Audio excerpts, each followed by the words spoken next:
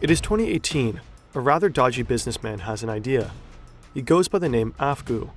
Afgu is an expert when it comes to encrypted phones, selling phantom secure devices to criminals.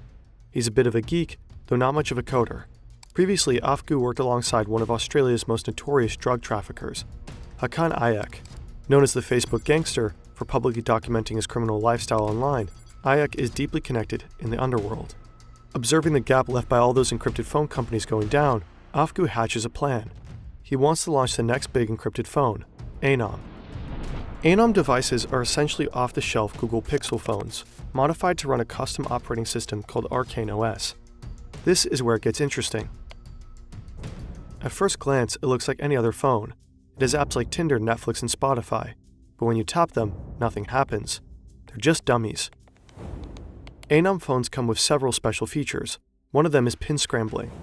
It randomly shuffles the numbers on the keypad, making it difficult for anyone nearby to figure out your passcode. The real magic is unlocked when you enter a different pin. When you unlock the phone this way, you only see these three apps: settings, the clock, and a calculator. The calculator works just like a normal one, but if you enter a special code,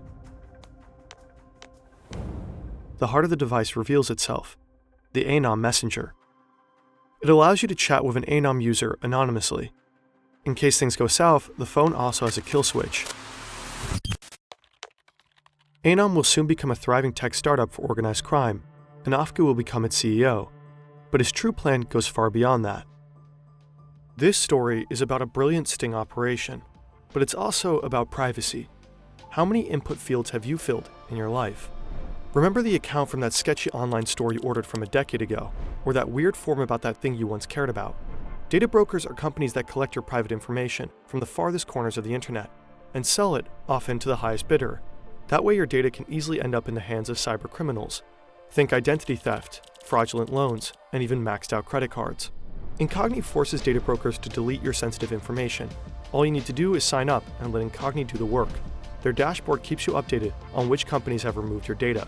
Keeping your subscription means that Incogni also makes sure that data brokers don't add your data back to their roster later.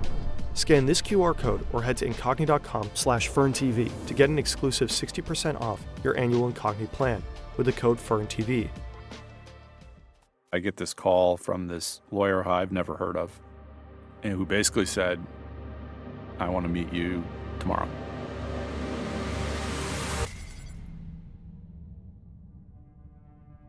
This is Andrew Young. He works for the Department of Justice in San Diego, California. Young and his team are meeting the mysterious attorney. His client, none other than Afgu.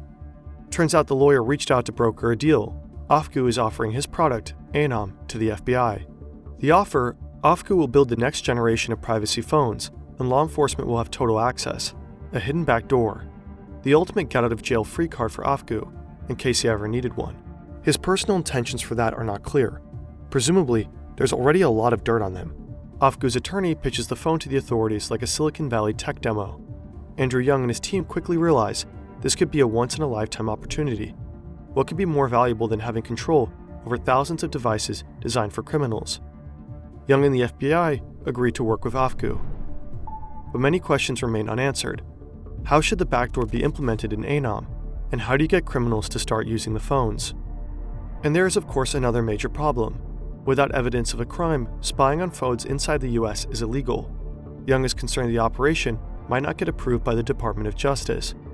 So the FBI reaches out to Australian law enforcement instead, and they seem to be stoked by the idea. With the help from the Australian Federal Police, AFP, the first ANØM phones can hit the black market in Australia. The trap is set.